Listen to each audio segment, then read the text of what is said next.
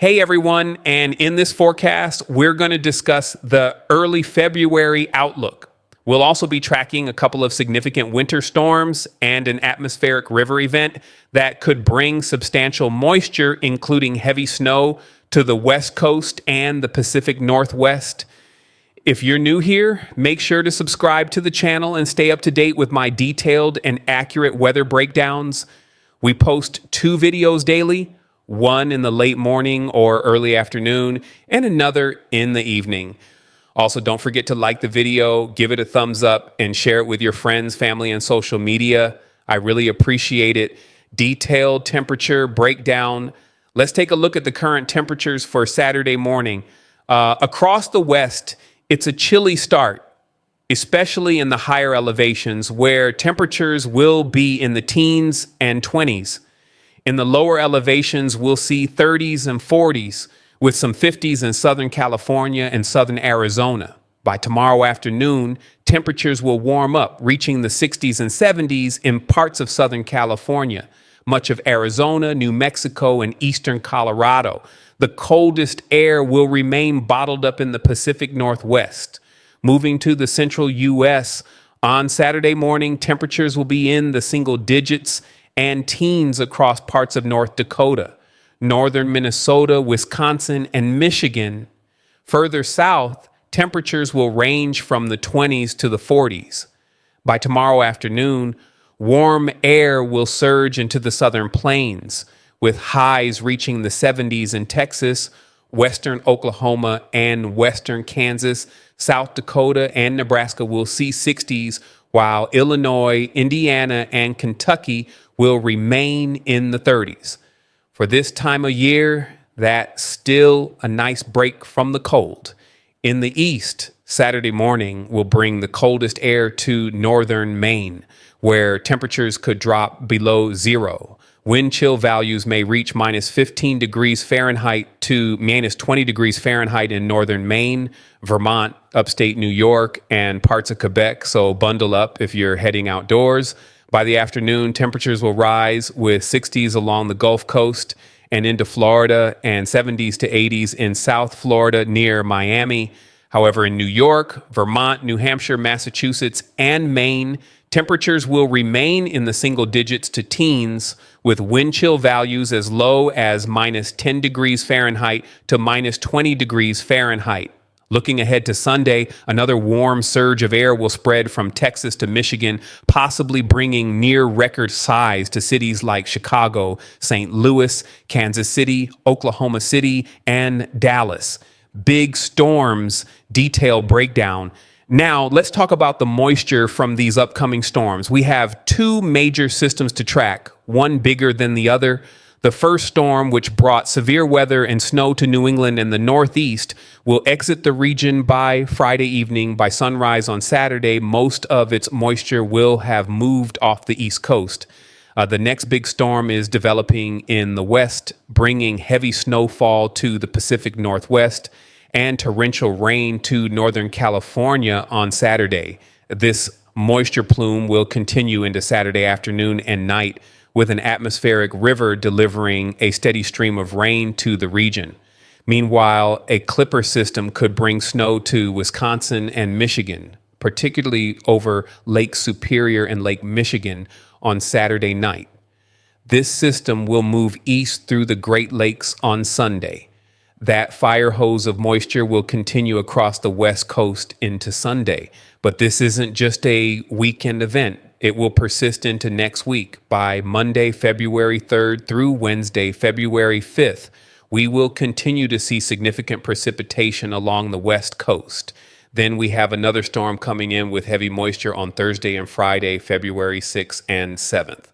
And by the time we reach Saturday, February 8th, we'll finally be able to shut off the taps a little bit across California and much of the West, excluding areas in Washington State. Looking at the moisture between now and next Saturday, February 8th, Northern California could see double-digit rainfall totals. Some of those rainfall totals could approach 2 feet in some areas, with widespread 8 to 12 inches as well, which could definitely cause flash flooding in those regions. Looking at the higher elevations, such as the ski resorts and mountain ranges like the Sierras, we could see up to 70 to 80 inches of snow between now and next Saturday, February 8th. This heavy snowfall will stretch into Oregon, Washington State, Idaho, Montana, Wyoming, Utah, Nevada, Colorado, you name it. A lot of areas in the higher elevations of the West will see heavy snowfall. How about the central and eastern U.S. next week? As we go into next week, notice that on February 1st and 2nd, there will be some snow showers across the Great Lakes, as mentioned earlier. Moving into Monday, February 3rd, a little bit of snow will stretch across the D.C. area, Minnesota, Wisconsin, and Michigan, but there won't be much to the south of that, just dry, warm air. As we go into Tuesday and Wednesday, we'll see a storm system developing on the leeward side of the Rockies, which could bring drizzle, fog, and rain showers to portions of the Illinois Valley, Ohio Valley, and southward toward the Gulf Coast. Later next week, there could be a more formidable snow system across southern Canada, mainly impacting the upper Great Lakes region. For the most part, the upper Great Lakes region will experience mild weather. By Friday, February 7th, moisture will increase, and areas in the Great Lakes, Ohio Valley, Mid-Atlantic, and Northeast could see rainfall totals in excess of 1 inch, possibly more than 2 inches in isolated spots. The snow line will remain well to the north, covering southern Canada, the upper Midwest, the upper Great Lakes region, and northern portions of New England. Heavy snow is possible, especially in southern Saskatchewan, southern Manitoba, Ontario, and Quebec, with snowfall totals exceeding 6 inches during the 7-day period next week. Now let's talk about the return of the polar vortex. Detailed breakdown. The stratospheric polar vortex hasn't been a major player this winter. We've been talking about the tropospheric polar vortex over Hudson Bay, but now we're starting to see some model guidance that suggests the stratosphere will begin to warm up by the middle or end of February.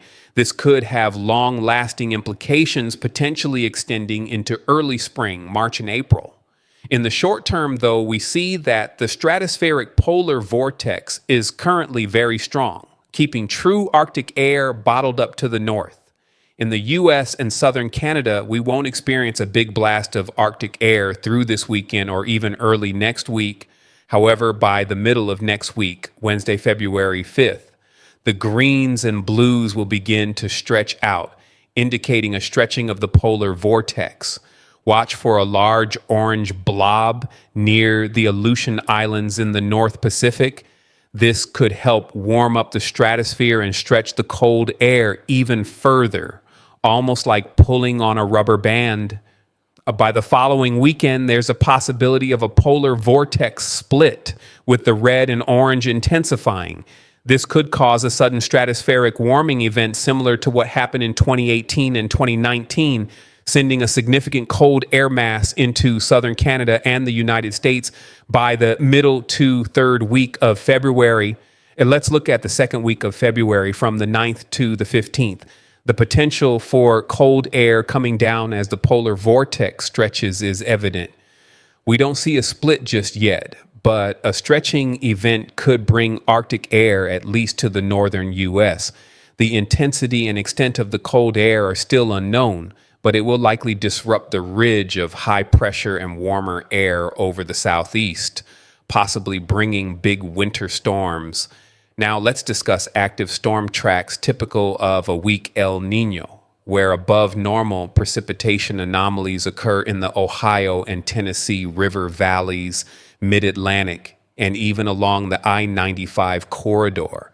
As we approach the second week of February, we'll see an active storm track. The blue represents snow, pink is freezing rain and sleet, and green is rain.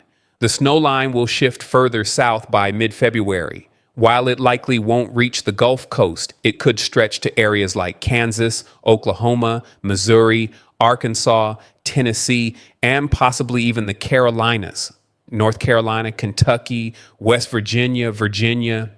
These areas could see some snow by the middle to third week of February. The snow line, particularly in the Northeast and New England, could see heavier snowstorms. Cities like Detroit, Cincinnati, Louisville, Indianapolis, Chicago, Milwaukee, Des Moines, Kansas City, St. Louis, and possibly even Tulsa could be affected as we approach the third week of February. We'll continue tracking these winter storms and the evolution of the weather pattern as we move into the middle of the month with the potential for a sudden stratospheric warming event. Make sure to subscribe to the channel and follow along for all my detailed and accurate weather breakdowns.